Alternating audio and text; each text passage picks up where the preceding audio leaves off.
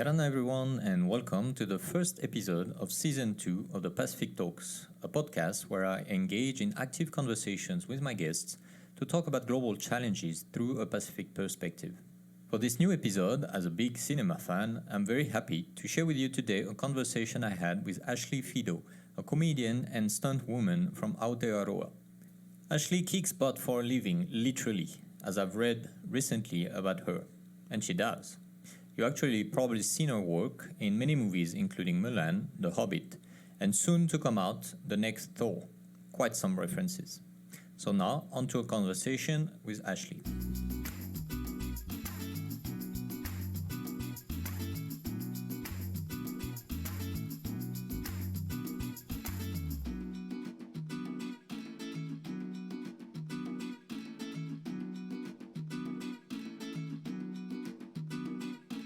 Ashlee, hello, Ora Na.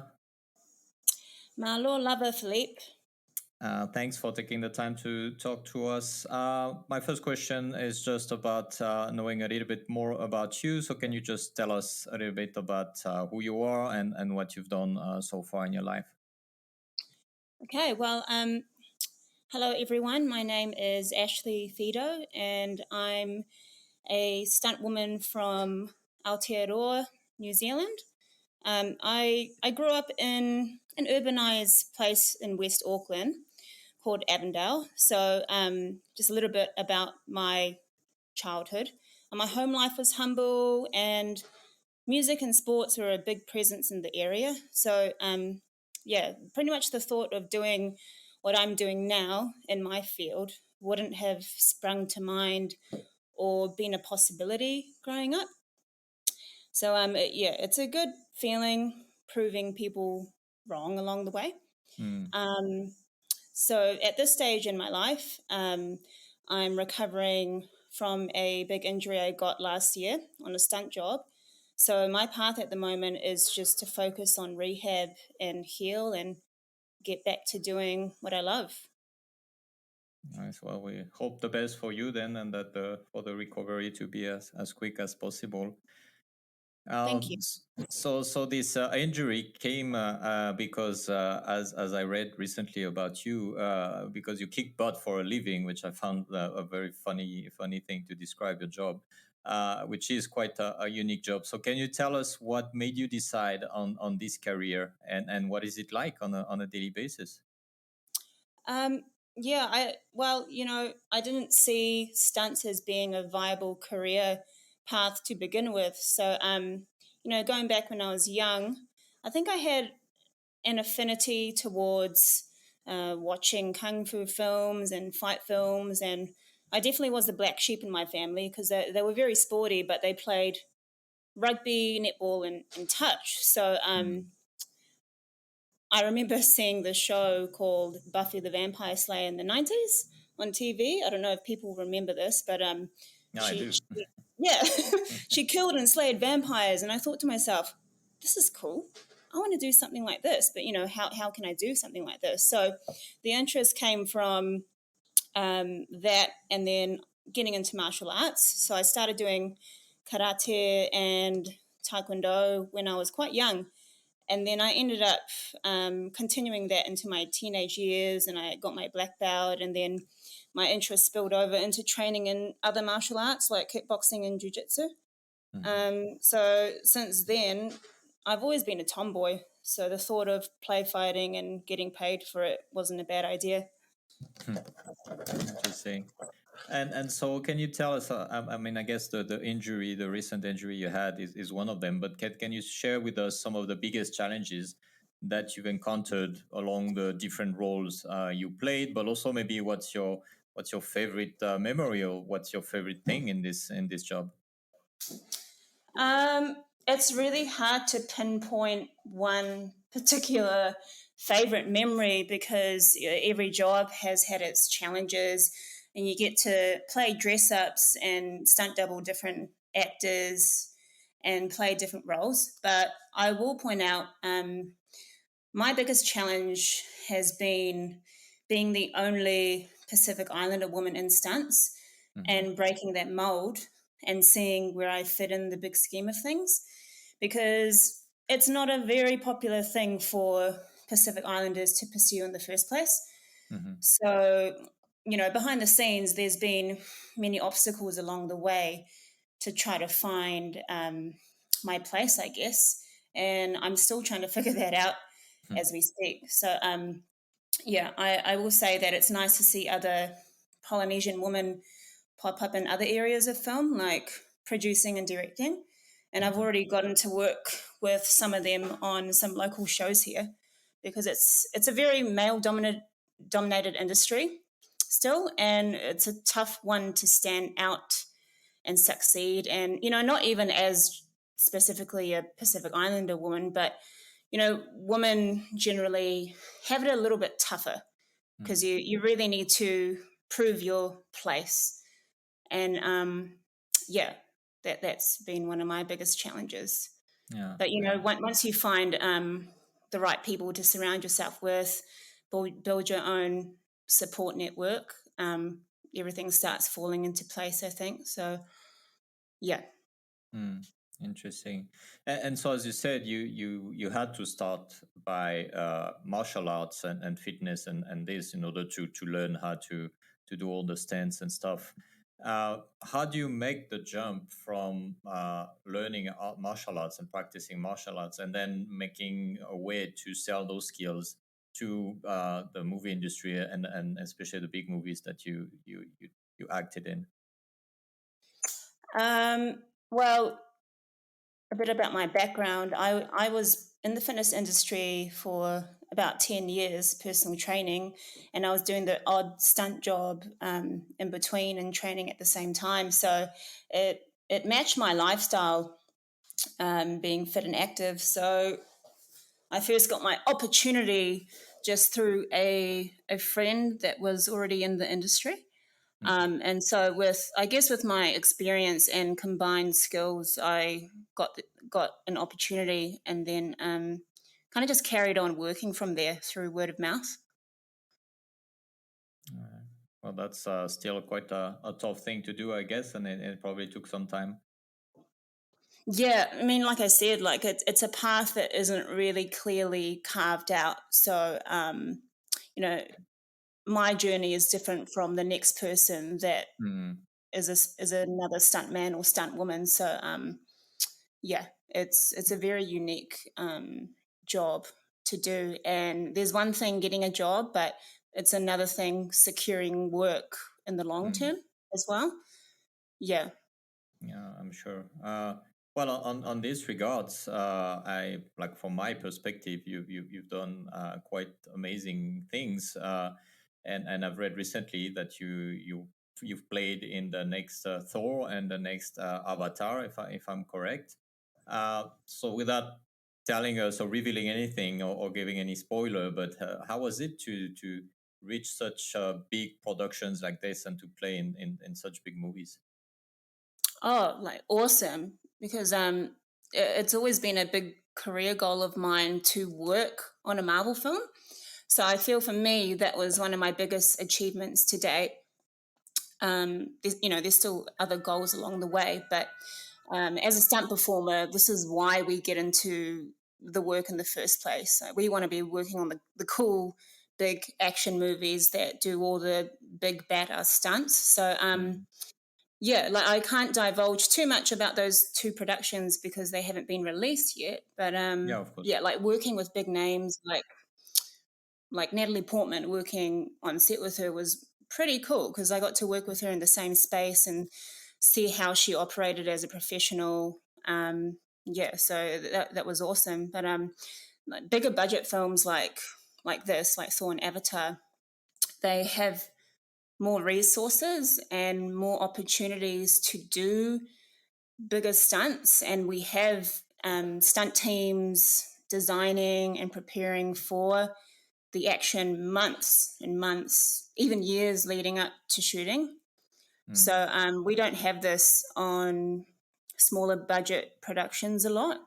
So that's definitely a bucket list thing. Yeah, definitely. And it's gonna be great to see someone from the Pacific featuring in those big productions as well. Yeah, exactly, and that's another thing too, which is awesome because it's a very rare opportunity to get, and then being Pacific Islander and representing on the big screen is Mm, yeah, it's something else. definitely. Yeah. And so you we said you grew up in Aotearoa, but you also have Samoan, Chinese, and German origins. So you're connected to many cultures since you were born. Uh, to how would you define your identity today? And in some way, did playing all different characters from different cultures help you to shape the way you approach identity today? Ooh, good question. You know, touching on that about being Samoan, Chinese, German, I actually did a DNA test not long ago, Hmm. and I Nice. found out I don't carry German DNA that my ancestors did, but my last name Fido is a Portuguese last name. Oh. So there were Portuguese that settled in Savaii and Samoa. Hmm. They were Fidos, but they spelt the last name with no W, and then it got changed from there. So then my other DNA results I got were English, Irish, Burmese, and Tongan. Wow. Really, really, really, really mixed. Definitely. Like for me, I grew up Kiwi, and being of mixed race, I'm still finding myself, and I think I'm reclaiming my roots. I'm going on that journey at the moment. So I don't Mm, feel like I identify to being one thing. I like to be identified as just being diverse. But I'm talking specifically about work. Like as a stunt double, you get matched to an actor for, mm, for a number of factors. Like if you share similar skin tone, body type, ethnicity, and obviously the right skill set for the job, then you'll get the job. But for us, we focus on the physical performance mhm, and how it will be sold to camera. And we work collaboratively with the actor and the director's vision of how they want that character to be portrayed. But yeah, even as a stunt performer, you do sometimes get cast in acting roles where you are hired to do the stunts and dialogue together. mhm. So if you know how to do both very well, it gives you that edge over others. Yeah, indeed. And so do you think that this diversity of yours was a benefit for your career? Like you were saying that coming from the Pacific, it was quite tough to reach to bigger roles and stuff. But do you think your ability to kind of like personify different cultures, different ethnicities was a benefit for you? Yeah, it definitely it has definitely paid off in some areas. Like for example, I've doubled African American woman and Asian woman, um, and European as well. Mm, So yeah, I guess it has paid off, but in other instances, it's worked against me, um, because it depends on the brief, really, what the job entails. So it depends on what the job requires as well. But I can easily get pigeonholed as being one thing at the same time, and that can be limiting. So it's quite contradicting. I don't know if mm. that makes sense. That sounds confusing, but No, but definitely. But yeah, I mean, I guess it really depends also probably, and that's something that we've seen more and more in the as a discussion in the movie industry on how authentic um, the industry is trying to be in terms of like the characters and the people mm, who play those characters as well. So I guess that also plays a role in that. exactly, exactly. And like over my career, over the past like what 11 years now, I haven't doubled a Polynesian. Apart from shout out to Frankie Adams, who's actually doing quite well. She's a Samoan actress from New Zealand. Hmm. She's the only Samoan actress that I've doubled. But everyone else has been ethnic per se. If you're Mm. anything but non-European, you get classed as ethnic, which is also it's also quite like a funny term to throw around. Yeah, it's quite a Definitely. touchy subject. Yeah, it's become very controversial in the film world, but I think film has given more opportunities for ethnic people in roles and leading roles these days. So I think it's great because it's opened up opportunities more and more for people, not only like myself, but for other like Polynesian filmmakers too. Mm.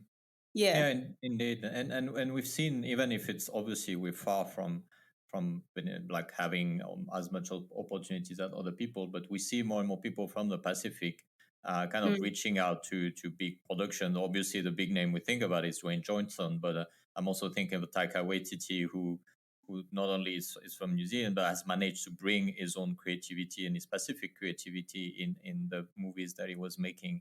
So Yeah. as you see the industry evolving right now, do you think it could be a cradle of opportunities for people from the region? Is there really something that is opening up for the people of the Pacific?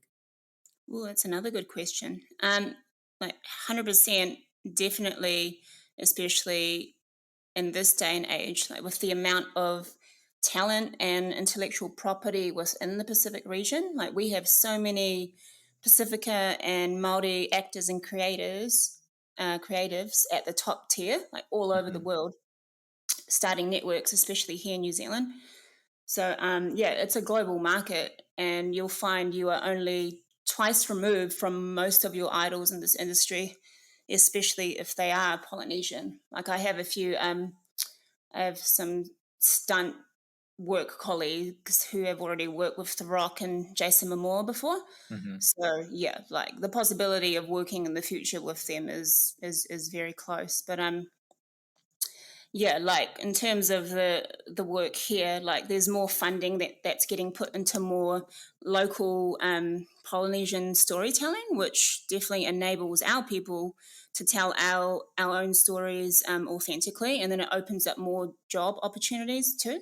Mm. So like I don't know if you're aware of I think you did. I think you do know Taine Sa. Yes, Um, yeah. yeah, the TV show that came out. There's Deadlands. Mm. That was a multi TV show. So there's heaps of local projects that um, definitely need a bit more exposure, but that tell our stories, and they need to be spread worldwide.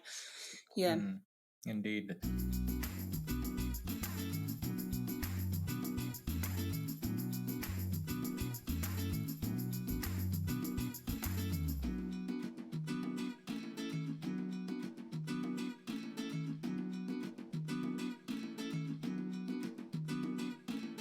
And I was gonna say indeed that there's two things to consider in that discussion. It's like how people from the Pacific can reach out to big productions, which are still for now in Hollywood mostly, maybe a little bit in Europe, but also how can we manage to create movies and all that in the region for and get funding for the region to develop more local creation. So what is, to your view, what is missing still for the industry to pop out locally and internationally?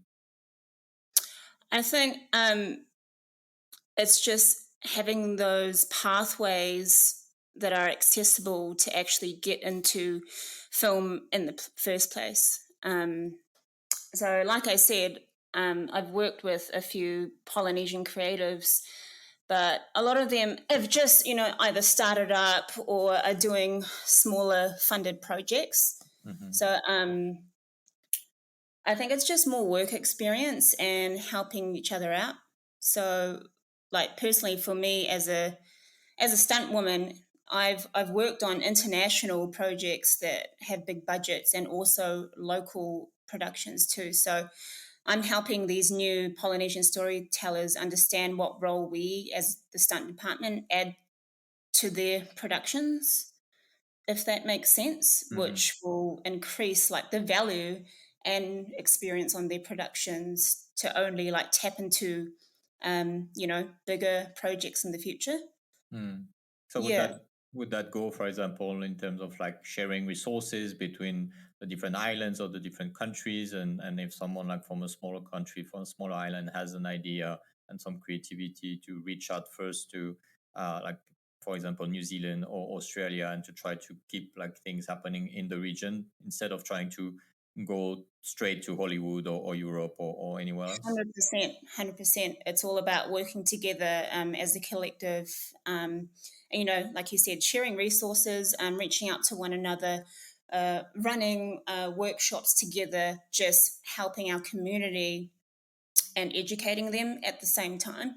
Mm. Um, yeah, like in saying that, I've worked in Fiji on a production called Wrecked. It was this comedy that was shot back there a few years ago, and I worked with a Fijian New Zealand coordinator. Shout out to Augie Davis. But they just the film industry was quite new there. Mm-hmm. So they were recruiting heaps of local talent. So that's an example. Like the only way for Pacific Islanders in film to actually get those opportunities is, if you have projects shot over in the islands. Like for example, if you had um, our island nations like Samoa or Tahiti, if they had that right infrastructure, if the government put money into that and looked at the framework, then definitely some productions could be shot over there, and that could open up a whole pool of opportunities for locals over there.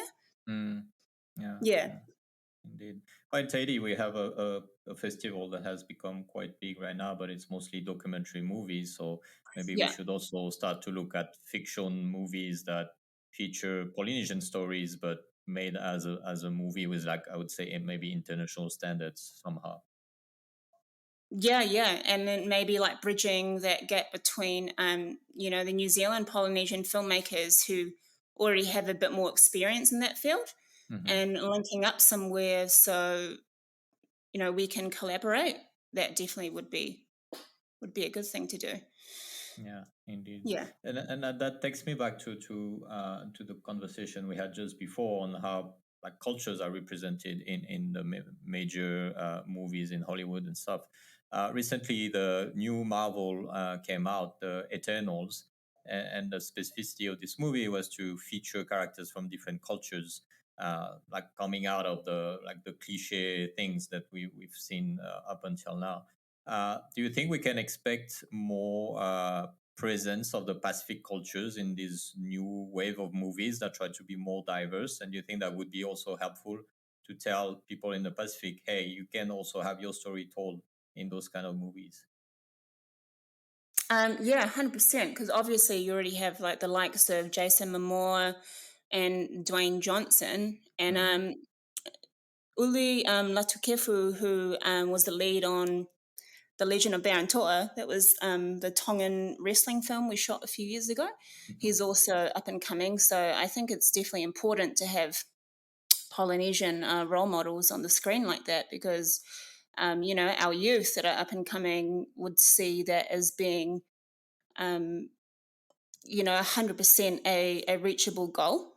Mm. Whereas I feel like it wasn't as, there was not, there was no presence of Polynesian talent in film before. So yeah, I think it's becoming increasingly popular. And even like having Timuera Morrison, Mm. the Māori actor on Boba Fett, in the Star Wars universe, like that's huge. Like Yeah. that is so huge too. So yeah, what I would like to see is a female driven Polynesian hero of our own for the woman and the girls to look up to.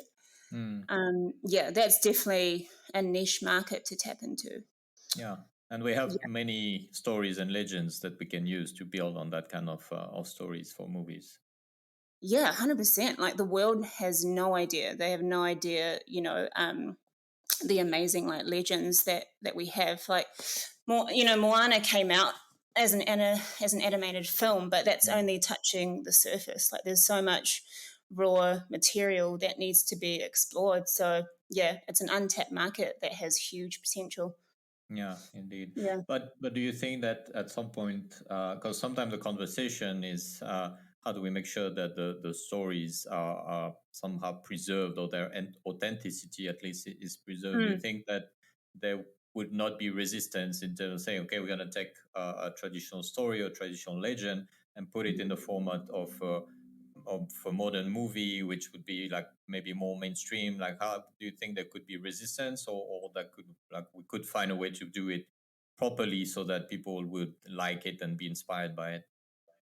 Yeah. It has potential to go two ways. So it's just making sure that you're collaborating with the right creatives that want to keep the authenticity of the story true, because the more money that's involved, there's a high chance of the story kind of getting diluted, and then you know by the time it gets to the screens, like the end product, it might be a watered down version of what it was supposed to be. So I think it's like keeping those key storytellers at those top positions where they make the calls, they call the shots to make sure that nothing changes. Mm. It's having like Polynesian directors, producers all at the table, making those big decisions and just resisting, uh, you know, things like that ever happening. And I think it's happening at the moment. Like I said, like there's Pacific stories that are being filmed here by Pacific filmmakers, Mm. and it's just employing more of our own people to make sure that that doesn't happen. Yeah, that's nice. Well, Yeah, let's hope it continues like that and starts spark a trend for a lot of people here. yeah, yeah. Mm. So at this stage of the podcast, usually I go get a quote from a book or an author that I like to share with my guests and kind of have like great minds colliding with each other through the power of words. But today we're talking about movies, so obviously I want to look for something from books or movies, and I found this very funny line from Harry Potter, told by Dumbledore, who says this. It's not our abilities that show what we truly are. It is our choices. And I thought about this one for you because obviously your abilities are quite unique. And as you say, you're one of the few Pacifican women to be a stunt actress like this. But would you also say that the choices you made, like starting from watching Buffy the Vampire Slayer and say this is what I want to do, that really like took you where you are today? Oh, that is a really good one. Can you just reiterate that question again? That was a big Yeah, I'm just question. gonna repeat the quote, and you'll tell me how what you think of it. So it's not our abilities that show what we truly are; it is our choices. So how do you relate regarding your own personal life and career? Um, you got me good on this one. I have to dig deep. Not ready for this.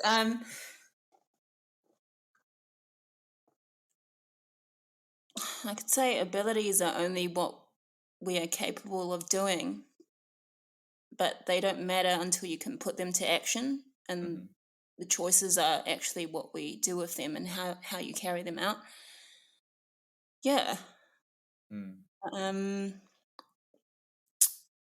is that good? No, yeah, no, definitely.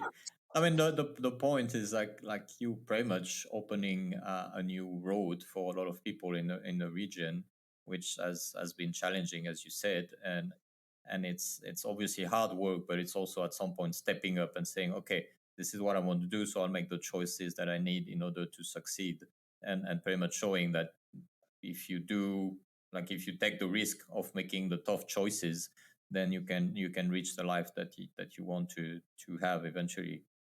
Oh my God, you answered it perfectly for me. But yeah, no, like, it's interesting that you do say that because, it's not like at once in my head I kept telling myself I'm the only Pacific Islander woman in this field. Like, obviously, race and ethnicity wasn't a big thing that was playing in my head throughout all Mm, these years, but it's only recently occurred to me that what makes you different actually makes you stand out, and more opportunities can be created from that. So instead of, making it a negative experience, I think to myself, oh, like, okay, I might be the only one here in New Zealand, at least, why don't I start looking into creating opportunities and pathways maybe for young Pacific Islander youth to see this as a viable career option, like that's also an untapped pool to get into,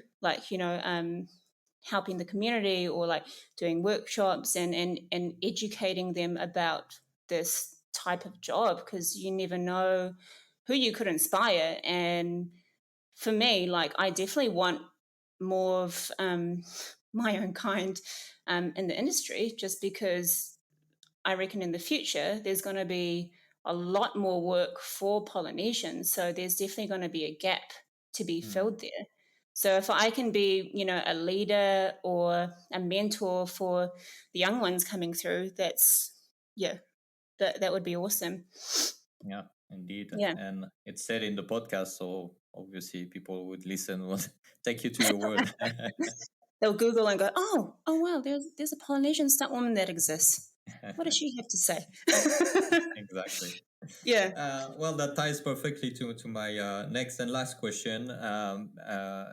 For the people who would listen to you in this podcast and who may dream, as many kids or even adults dream to be into this quite unique industry, what would be your advice or recommendation for this person, or pretty much for whoever from the region who wants to create the change by maybe venturing into a new sector or making like different choices and stuff? Like what would you like to tell them?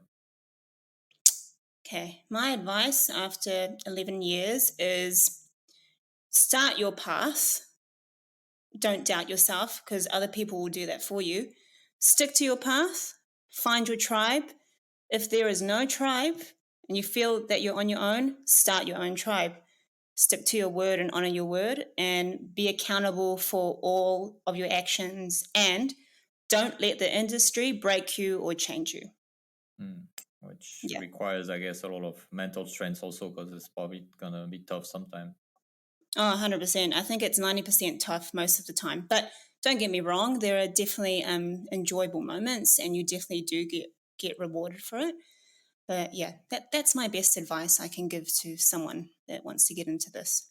Yeah, well, that's great. Thank you very much, Ashlee, for opening up a little bit of this industry that we see a lot, but we don't never really hear about what's going on behind. So, thanks a lot for Exactly. your insights.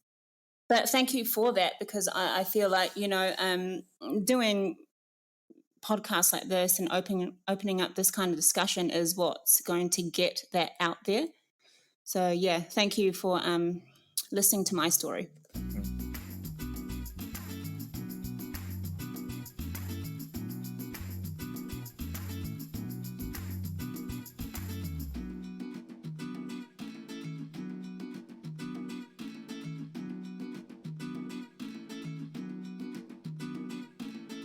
Pacific Talks is a podcast hosted by me, Philippe, and produced by Pacific Venture Media. If you enjoyed this conversation, feel free to subscribe to any podcast platform of your choice. You can also share it on your social medias or with your friends, family, or colleagues. And if you listen to it on a podcast platform, feel free to leave us a review. This is very important to us, as it helps us to reach out to more people. If you want to share your thoughts and ideas following this conversation with Ashlee, you can reach out to us directly by email, contact@pacificventure.com, or on all our social platforms. Until next time, with another guest, another discussion on the challenges of the Pacific. Take care and see you soon.